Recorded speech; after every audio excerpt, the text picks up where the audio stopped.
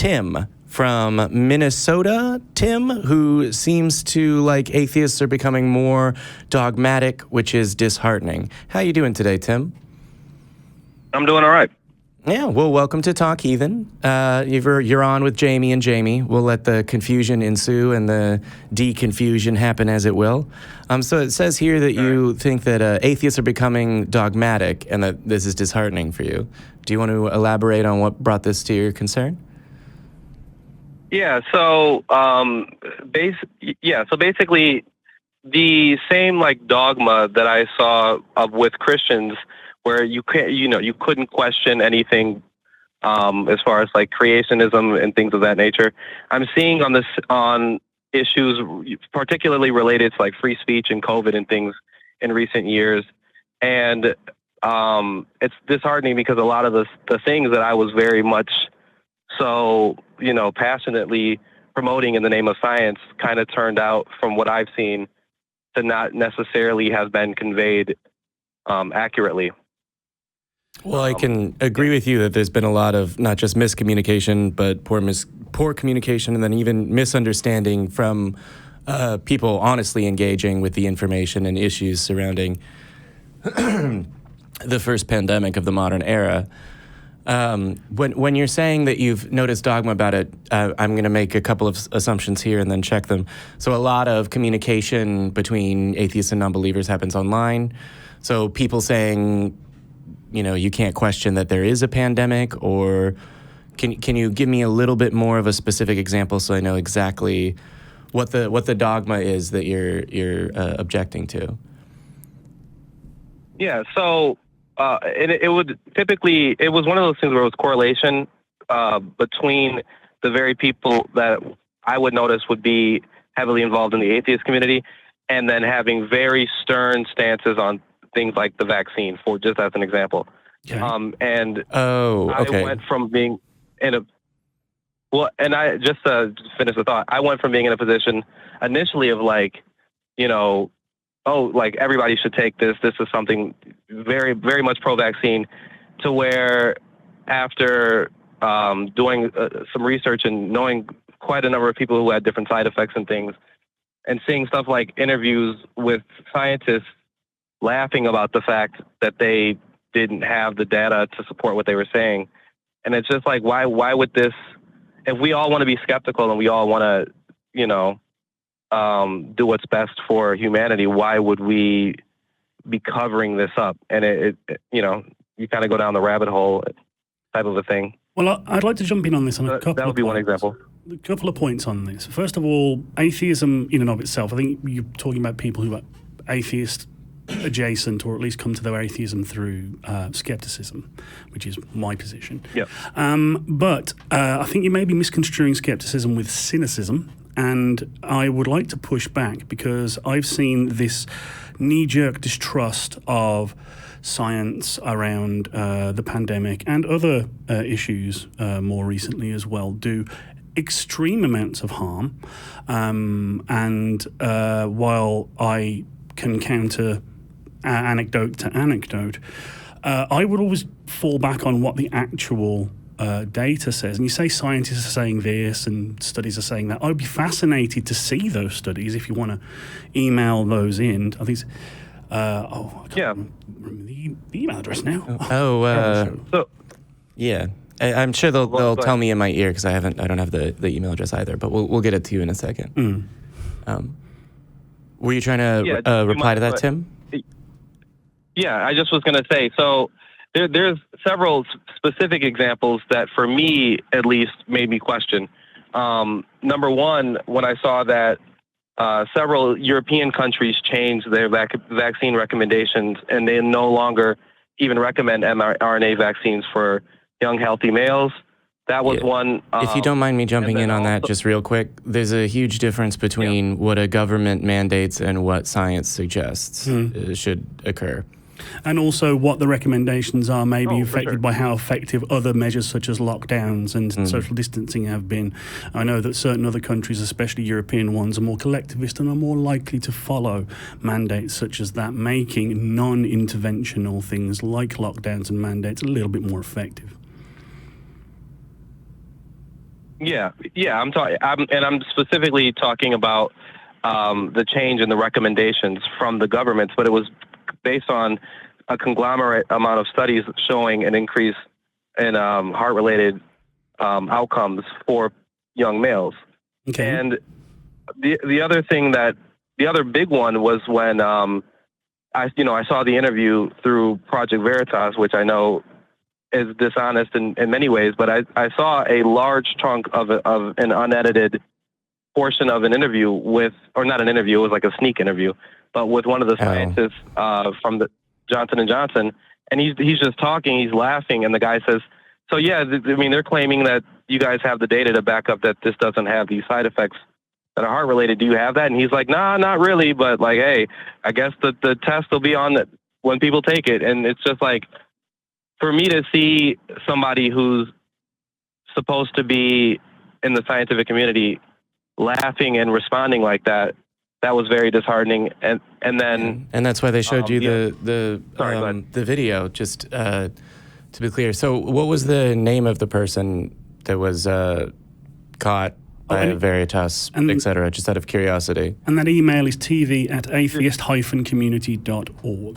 So if you want to send us any proof that you have documentary evidence, do feel free to do so. Yeah.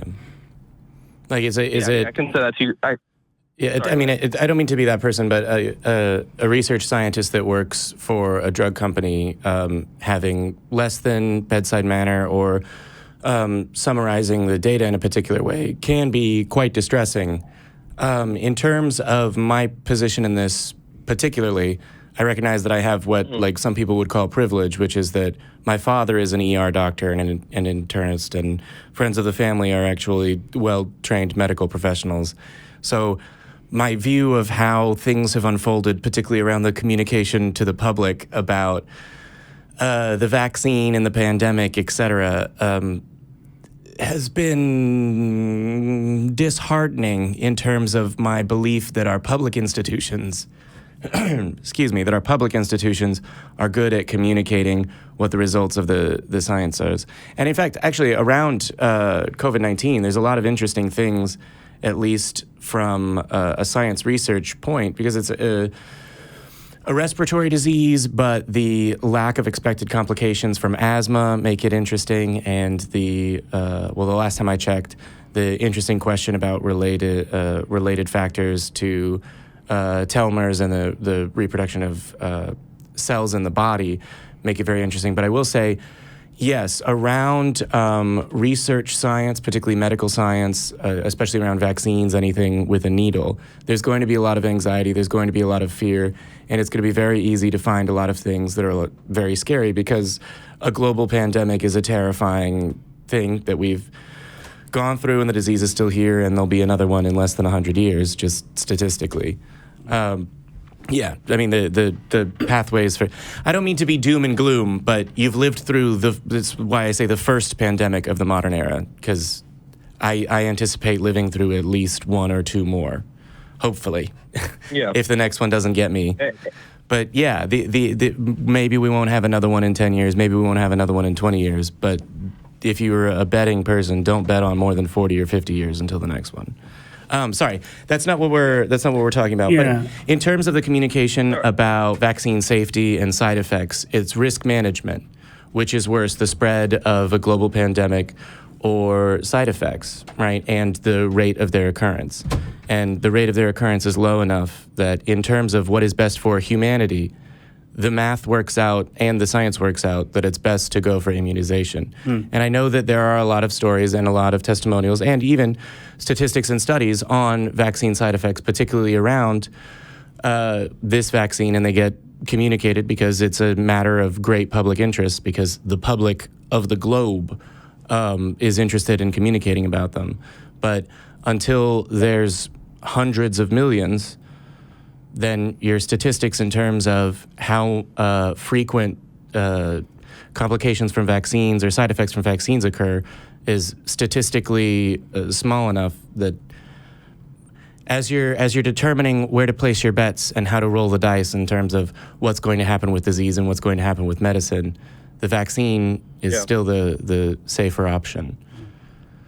And, However, there are, I will might have say to your point, there are people that communicate and say, no, the vaccine is literally Satan, and anyone that ever takes a vaccine, 100%, their soul is going to be gone, and it's full of poison. And then there's, on the other side of this, people that say, no, the vaccine is perfectly safe, it's never caused any side effect. Anyone that says that also believes that Trump is anointed by God, and that, you know, this, that, and the other. And to be quite honest, in terms of medicine and medical practice, it's never that clear cut. It's never, this is 100% safe. It was not 100% safe for me to drive here today, right? Just in terms of statistical safeness. And then every time I go to the grocery store and I buy food there, I'm trusting an entire set of institutions that I have no direct contact with, that I've never looked all the way through the supply chain from cow to burger before I've eaten cow meat. But as far as the public institutions that we have in the United States, at least for now, I trust them to get me a double cheeseburger without poisoning me. And just to kind of speak on this, and then this will be kind of my last point. Okay. I like what you just said, where there is a certain amount of nuance and a certain amount of risk assessment, and somebody with asthma or pre-existing condition, their risk assessment is going to be different than, you know, an athlete at the peak of their prime, you know, or maybe somebody's immunocompromised grandparent. And so I feel like it was very disheartening to see people who had championed skepticism basically being the same people who were championing, you know, banning and canceling and all that type of stuff, people who were simply sharing a different opinion. And instead of just presenting the facts, like similar to what you just did, of like talking about, okay, what it actually is the risk assessment and actually having the conversation, it kind of became people going to their corners. And I know for me, like I said, I knew several people who claimed to have vaccine related injuries. And so like when I would go and I would ask people, you know, different friends who are pretty involved in the secular community, as you may say, it was almost like, well, how dare you question this? And then, you know, there's been people banned from social media platforms for saying things that, in hindsight, might have even been true, or at least were worth a consideration. Well, here's one of the problems, let me just interject, with the whole, we must have both sides of the argument, we must let people say what they want to say. One of the big problems is that with especially especially with difficult scientific subjects. I can take the rest of it offline, just so you know. I'll listen. Yeah. But thank you. Yeah. Oh, okay. Sorry, for a second I thought you were going to say that little bit of audio that got interjected there was you, and I was going to say, well, if you're changing my life for the better, that'd be great. Well, yeah, sorry, I didn't want to cut basically, what I was saying was that, especially with these complicated subjects, and even to bring it back to atheism, talking about theological and supernatural subjects, all the other side that doesn't have the facts have to do is spread out. And unfortunately, that's real easy. I'm just asking questions. Do your own research. Those phrases annoy me because they have made people stray away. And there's a difference between questioning and just blanket distrust. And as I say, I've seen it do harm, and it does not bode very well. And if that makes me dogmatic in being annoyed when people will not actually sit down and trust the numbers and go, but what if, then yeah, I do reserve the right to get annoyed because I've seen it do harm. Well, I think we're going to let you go, Tim. I might have one more thing to say, but thank you for calling in, and I hope you enjoy watching the rest of the show. And I hope you stay safe out there, and whatever you choose to do with yourself, I hope it's fun and safe.